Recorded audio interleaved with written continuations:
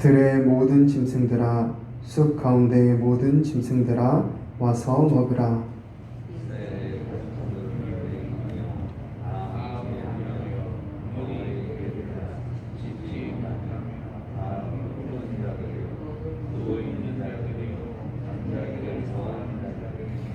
이 개들은 탐욕이 심하여 족한 줄을 알지 못하는 자들이요 그들은 몰지각한 목자들이라. 다 제 길로 돌아가며 사람마다 자기 이익만 추구하며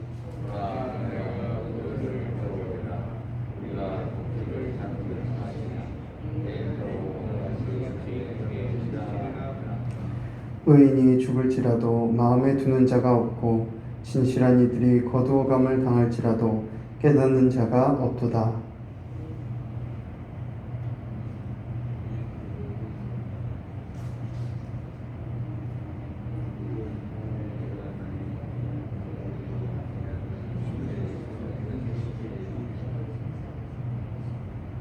무당의 자식, 간음자와 음녀의 자식들아, 너희는 가까이 오라.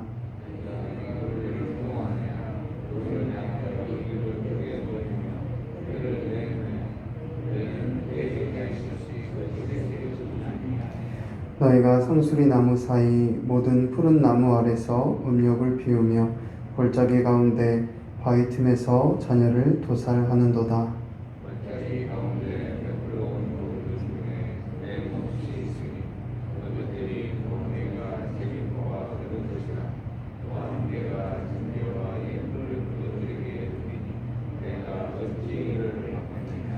내가 높은 산 위에 내 침상을 베풀었고 내가 또 거기에 올라가서 제사를 드렸으며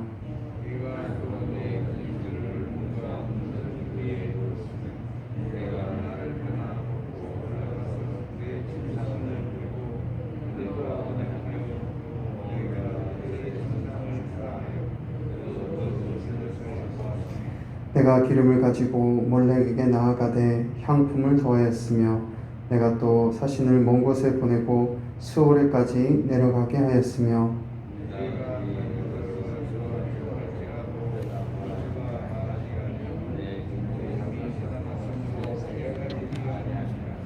내가 누구를 두려워하며 누구로 말미암아 놀랍기에 거짓을 말하며 나를 생각하지 아니하며 이를 마음에 두지 아니하였느냐.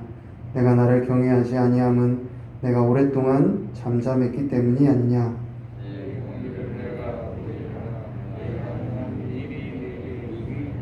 13절 함께 읽겠습니다. 내가 부르짖을 때에 내가 모은 우상들에게 너를 구원하게 하라. 그것들은 다 바람에 날려가겠고 기운에 불려갈 것이로되 나를 의뢰하는 자는 땅을 차지하겠고 나의 거룩한 산을 기업으로 얻으리라. 아멘. 오늘 본문의 말씀은 포로 귀환 이후에도 여전히 죄악의 길을 걷고 있는 이스라엘의 타락한 지도자들과 죽임당한 의인들 그리고 만연한 우상 숭배에 대해 고발하고 있는 것을 볼 수 있습니다.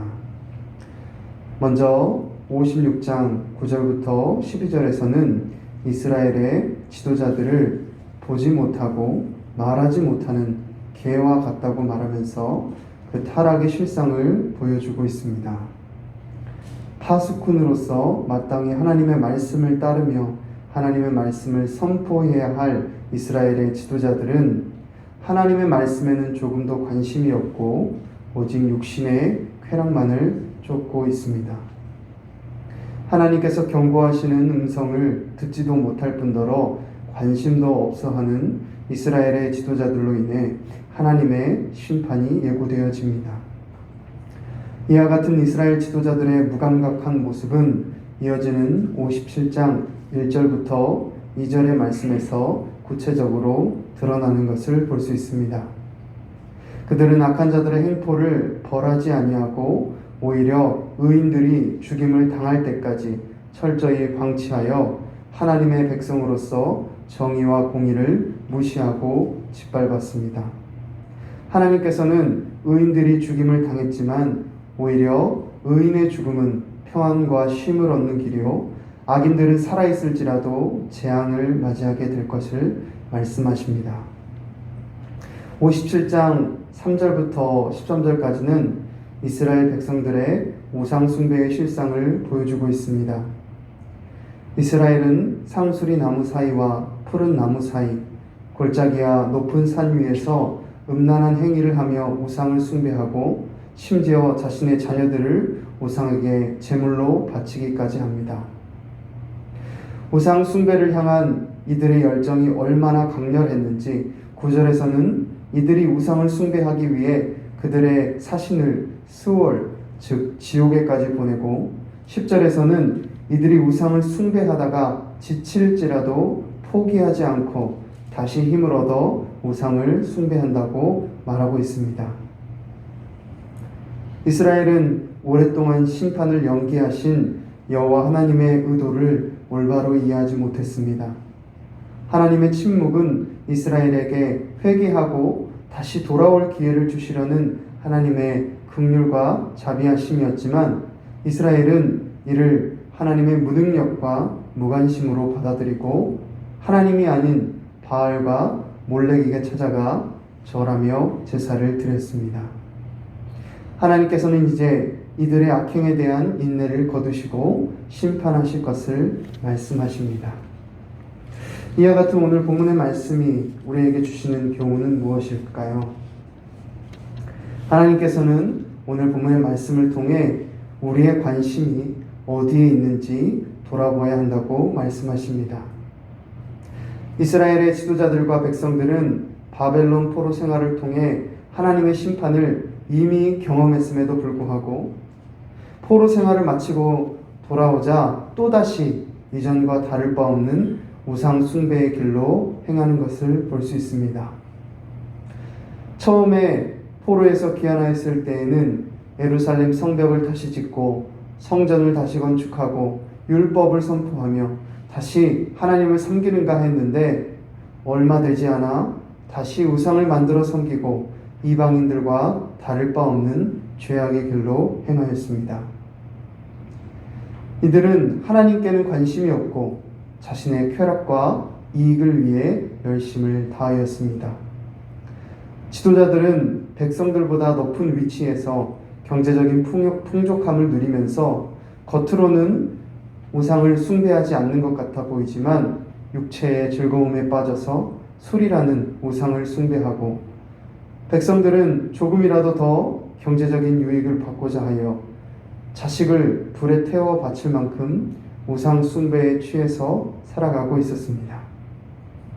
이들의 관심과 마음은 하나님이 아닌 오직 자신의 안위와 육체적 쾌락에 매몰되어 있었습니다. 오늘 살아가는 우리의 모습은 어떻습니까? 우리의 관심은 어디에 있습니까? 우리가 이 새벽 시간에 나와 기도하는 목적은 무엇을 위함입니까? 하나님의 나라와 그분의 뜻을 위함이 아닌 내 육신의 필요를 구하기에 급급하여 기도하고 있지는 않습니까? 오늘 주님께서는 우리의 관심이, 우리의 시선이 어디에 있는가 돌아보라고 말씀하십니다. 하나님이 아닌 다른 것들을 향하는 우리의 모든 시선을 다시 하나님께 집중하라고 말씀하십니다. 우리 주님께서도 마태복음 6장 31절부터 33절까지 말씀에 이렇게 말씀하셨습니다. 그러므로 염려하여 이르기를 무엇을 먹을까, 무엇을 마실까, 무엇을 입을까 하지 말라. 이는 다 이방인들이 구하는 것이라. 너희 하늘 아버지께서 이 모든 것이 너희에게 있어야 할 줄을 아시느니라. 너희는 먼저 그의 나라와 그의 의를 구하라. 그리하면 이 모든 것을 너희에게 더하시리라. 아멘. 우리 주님께서는 우리의 필요를 다 아십니다. 우리의 형편을 우리보다 더 잘 아시는 분이십니다. 하나님께서는 우리가 그분의 선하심을 신뢰하며 그분의 시선에 초점을 맞추길 원하십니다. 혹시 우리 안에 이방인과 같이 무엇을 먹을까, 무엇을 마실까, 무엇을 입을까 하는 염려와 걱정이 있다면 우리 아버지 되시는 하나님 앞에 모두 내려놓게 되기를 바랍니다.